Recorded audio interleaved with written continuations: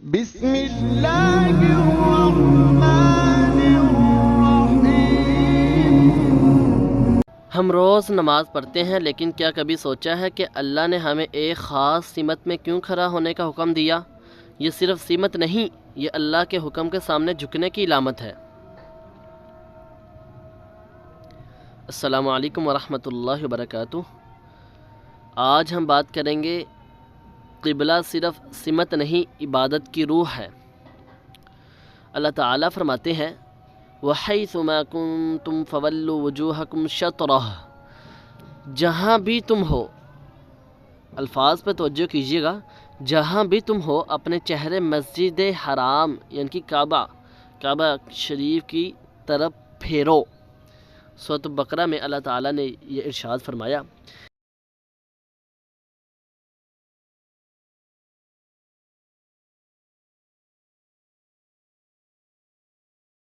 اور رخ کرنا نماز کا ایک لازمی حصہ ہے۔ یہ ہماری اتحاد امت اور اطاعت رب کی علامت ہے۔ جب کوئی شخص کعبے کے قریب ہو تو ماشاءاللہ کیا ہی بات ہے، اللہ تعالیٰ نے اس کو نوازا ہے۔ یہ عظیم ایک کہہ لیں کہ اللہ تعالیٰ نے اس کے مقدر میں لکھی ہے۔ اللہ تعالیٰ اس کو لے کر گئے اپنے گھر میں، بہت خوش قسمت ہے وہ شخص جو گیا ہے۔ کئی ارب خرب پتی نہیں جا سکتے، اور کئی غریب سے غریب کو بھی اللہ تعالیٰ لے جاتا ہے۔ اگر کوئی کعبے کے قریب ہے تو وہ تو کعبے کے قریب ہے، اور جس طرف بھی وہ رخ کرے گا کعبہ ہی اس کے سامنے ہوگا، تو وہ نماز ادا کر لے۔ مگر اگر کوئی دور ہے تو کم سے کم قبلے کی طرف رخ کرنا اس پر لازمی ہے۔ اسی طرح رسول اللہ صلی اللہ علیہ وسلم نے اہل مدینہ سے فرمایا ما بین المشرق والمغرب قبلۃ، مشرق اور مغرب کے درمیان آپ کا قبلہ ہے۔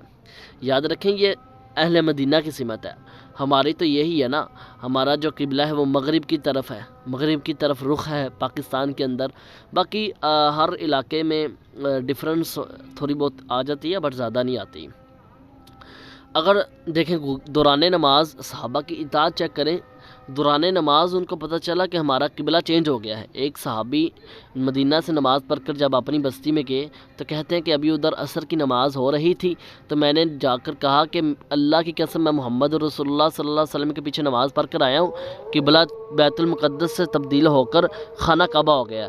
واللہ صحابہ نے اسی وقت یہ نہیں کہا کہ چلے یار یہ رکوع کر رہے ہیں، یہ نماز ادا کر رہے ہیں، یہ نماز ادا کر لیں، اگلی نماز ہم خانہ کعبہ کی طرف پڑھ لیں گے، نہیں، اسی وقت انہوں نے اپنا جو رخ تھے وہ قبلہ شریف کی طرف کر لیے، بیت اللہ کی طرف کر لیے۔ یہ تھی صحابہ کی اطاعت۔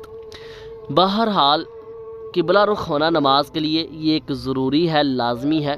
ہاں اگر کوئی شخص سفر میں ہے اور اس کو علم ہی نہیں ہو رہا کہ قبلہ کس طرف ہے، تو وہ جس طرح بھی نماز منہ کر کر رخ کر کر نماز ادا کرے گے تو اللہ تعالیٰ اس کی نماز قبول کر لیں گے۔ یہ اس صورت میں ہے کہ اگر ایک شخص سفر میں یا صحرا میں یا جنگل میں اس کو علم ہی نہیں ہو رہا قبلہ کس طرف ہے، تو حیث ما کنتم فولوا وجوہکم شطرہ، جس طرح بھی وہ منہ کر لے تو وہ اس کو انشاءاللہ کفایت کر جائے گی۔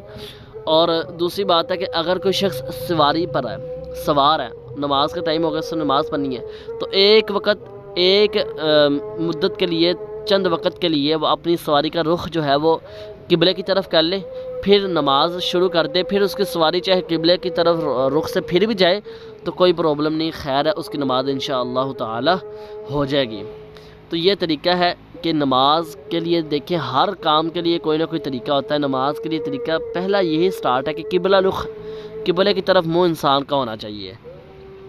آئیں ہم اپنی نماز میں ہر اس چیز کو لے کر آئیں جو سنت سے ثابت ہے، جو اللہ کے نبی مکرم صلی اللہ علیہ وسلم نے بتائی ہے، اور اس چیز کو نکال کر دور پھینکے جو اللہ کے نبی سے ثابت نہیں ہے، سنت سے ثابت نہیں ہے، اور لوگوں کی من گھڑت روایات، منہ کی گھری ہوئی باتیں ہیں۔